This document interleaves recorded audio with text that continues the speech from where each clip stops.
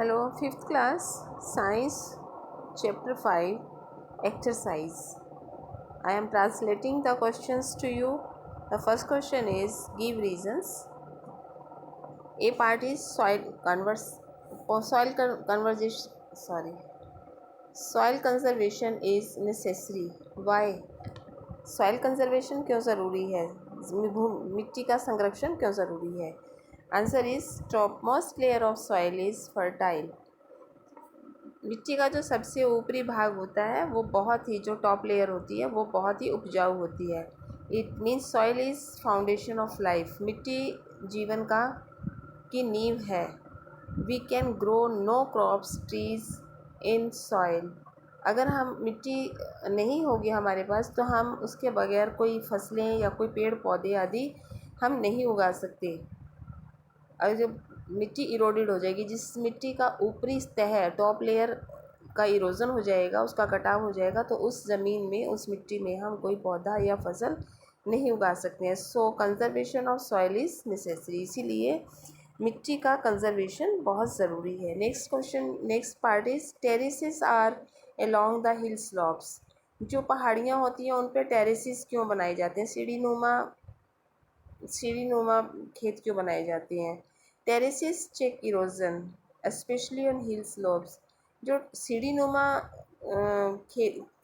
सीढ़ीनुमा बनाई जाती हैं हिल्स पर, वो उसका मेन कारण है कि वो इरोजन को रोकता है, और ख़ास तौर पर हिल स्लोप्स पे, क्योंकि हिल स्लोप्स पे जब पानी ऊपर से नीचे की तरफ आता है तो वो अपने साथ बहुत सारी टॉप लेयर को बहा के ले आता है. लेकिन टेरेसेस बनाने से वो पानी का जो स्पीड है वो कम हो जाती है और इरोजन भी कम हो जाता है. So terraces are cut along the hill slopes. सी है we should plant tree along the edges of rivers. हमें नदी के किनारों पर प्लांट्स या ट्रीज लगाने चाहिए. क्यों लगाने चाहिए? Planted trees along the edges of the rivers change the direction of flow of water. अगर हम नदी के किनारे पर पेड़ लगाएंगे और उसमें जब बाढ़ आती है या उसमें बहुत सारा पानी आ जाता है, तो वो पेड़ों के कारण पानी का बहाव एक दिशा में नहीं होता है, बल्कि उसकी डायरेक्शन को पेड़ जो है दिशा को चेंज कर देते हैं. एंड दस सॉइल इरोजन इज़ प्रिवेंटेड. और इस तरह से मिट्टी का कटाव रुक जाता है. यदि सारा पानी एक ही दिशा में बहेगा तो बहुत सारी मिट्टी उसके साथ बह जाएगी. लेकिन अगर पेड़ लगे हुए हैं बीच में, तो पेड़ों के कारण वाटर का फ्लो रुकेगा. एक तो फ्लो की स्पीड कम होगी और एक उसकी डायरेक्शन चेंज हो जाएगी. कुछ पानी किसी दूसरी साइड से जाएगा, कुछ दूसरी साइड से जाएगा. तो इस तरह से सॉइल इरोजन से प्रिवेंशन होगी. Now next question is C question है. आपके यहाँ क्वेश्चन आंसर्स हैं. Why is soil so important for us. Soil हमारे लिए इम्पॉर्टेंट क्यों है? मिट्टी की क्या ज़रूरत है हमें? कि मिट्टी की क्या ज़रूरत है? Soil is foundation of life. Soil जो है, मिट्टी जो है, वो हमारे जीवन का आधार है. Plants and trees are our need. Plants और पेड़ पौधे हमारी ज़रूरत है. They grow in soil. वो केवल मिट्टी में ही उग सकते हैं. और अगर पेड़ पौधे नहीं होंगे तो वी कैन नॉट लिव. हम मर जाएंगे, हम बिना पेड़ पौधों के. और मिट्टी के बिना पेड़ पौधे नहीं उगते. सो soil is so important for us. Next question, second question. Which layer of soil is good for the growth of plants. मिट्टी की कौन सी लेयर ऐसी है जो पौधों के लिए अच्छी होती है? Top most layer of soil is good for the growth of plants. जो ज़मीन में सबसे ऊपरी सतह की मिट्टी होती है वो ही पौधों के लिए उपजाऊ होती है. थर्ड क्वेश्चन है describe the 3 layers of soil. आपको पता ही है कि मिट्टी की 3 लेयर्स होती हैं. उनको डिस्क्राइब करो कि कौन कौन सी होती हैं, क्या क्या उनके फीचर्स होते हैं, क्या क्या क्वालिटीज़ होती हैं. The 3 layers of soils are. 3 layer जो है मिट्टी की वो इस प्रकार है. Top soil, it contains fine particles of sand and clay.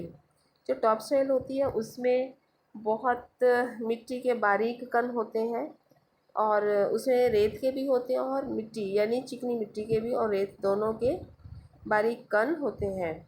It is good for health. यह हेल्थ के लिए बहुत अच्छी रहती है. मीन्स कि ये इसमें क्रॉप अच्छी होती है, फसल अच्छी होती है. तो नेचुरली है कि वो हमारी हेल्थ के लिए अच्छी है और पेड़ पौधों की हेल्थ के लिए भी अच्छी रहती है. बी है सब सॉइल, दूसरा पार्ट है इसका सब सॉइल। पहली तो टॉप सॉइल थी, दूसरी सब सॉइल है और तीसरी है बेड रॉक। अब हम सब सॉइल को डिस्कस कर रहे हैं। It is the layer of below the top soil. सब सॉइल जो है वो टॉप सॉइल के नीचे वाली लेयर है। It contains large bits of rocks. इसमें बड़ी थोड़ी कंकड़ पत्थर होते हैं, इसमें उनके टुकड़े होते हैं। सी है बेड रॉक। बेड रॉक मतलब बेड से आपको स्पष्ट हो रहा है कि बेड जैसे हमारा बिस्तर होता है, ऐसे ही ज़मीन का जो बेड होता है, नीचे वाला सबसे नीचे वाला हिस्सा जो होता है उसे हम बेड रॉक कहते हैं। It is quite deep down inside the earth. ये एकदम ज़मीन के अंदर जाके उसके गहराई में होता है। It has large pieces of rock. इसमें बहुत बड़ी बड़ी चट्टानें होती हैं, तो उसमें खुदाई वगैरह भी बहुत मुश्किल से होती है।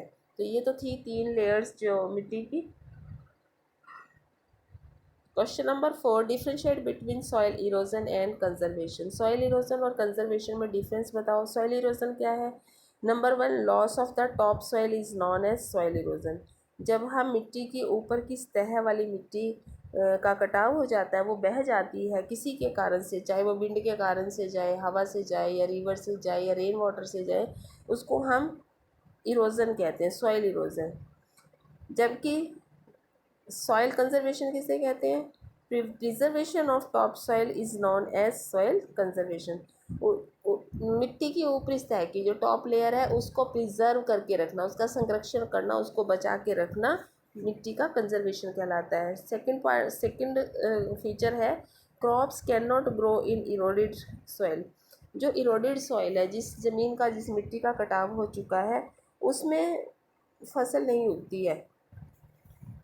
और कंजर्वेशन में क्या होता है? Healthy crops grow in conserved soil. और जो कंजर्व सॉइल होती है, जिस मिट्टी का हम संरक्षण कर लेते हैं, उसमें बहुत ही अच्छी फसलें उत्पन्न होती हैं। Yes, question number 5, name the agents causing soil erosion. आपको उन एजेंट्स के नाम बताने जिनके कारण सॉइल का इरोजन होता है, मिट्टी का कटाव होता है। Answer is main agents of soil erosion are. Main agents जो हैं सॉइल इरोजन के, वो इस तरह से हैं। Number 1, soil erosion bye rain water. Rain water से सॉइल इरोजन, बारिश आती है, बहुत तेज़ पानी बहता है, और कभी कभी तो कहीं कहीं स्थानों पर तो बादल पड़ते हैं, तो वहाँ इतना तेज़ पानी बहता है कि मिट्टी का ऊपरी लेयर जो होती है, टॉप लेयर, वो पूरी की पूरी बह जाती है। Soil erosion by river water. ऐसे ही रिवर वाटर के साथ भी सॉइल इरोजन होता है। जब नदी में बाढ़ आती है या बहुत सारा पानी ओवरफ्लो हो जाता है, तो नदी के पानी के साथ टॉप लेयर जो है, जहाँ से भी नदी बह कर जाती है, अपने साथ वहाँ मिट्टी ले जाती है बहा कर। Soil erosion by wind.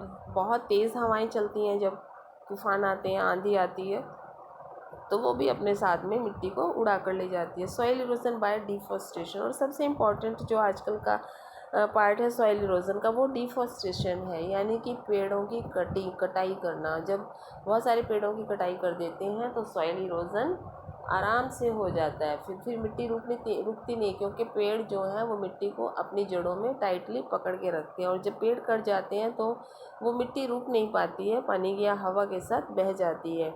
Next question 6, how is afforestation is different from deforestation. Afforestation deforestation से कैसे अलग है? यानी अफॉरेस्टेशन मतलब पौधे लगाना, और डिफॉरेस्टेशन मीन्स पेड़ काटना। इन दोनों में क्या अंतर है? जैसा कि नाम से ही पता चल रहा है, afforestation means to plant more and more trees to prevent erosion. Afforestation जो है उसका मतलब है बहुत सारे पेड़ पौधे लगाना, जिससे कि इरोजन को रोका जा सके। Deforestation means cutting of trees which cause top layer soil erosion. और डिफॉरेस्टेशन का मतलब है कि पेड़ों की कटाई, जो कि सॉइल इरोजन का मुख्य कारण बनता है। डियर स्टूडेंट्स, ये आपका चैप्टर आज मैंने आपको डिस्कस कर दिया। आई थिंक आपको समझाने से समझ में आ गया होगा, और बड़े अच्छे से अभी आप लोग इसको याद कर सकते हो। Have a nice day.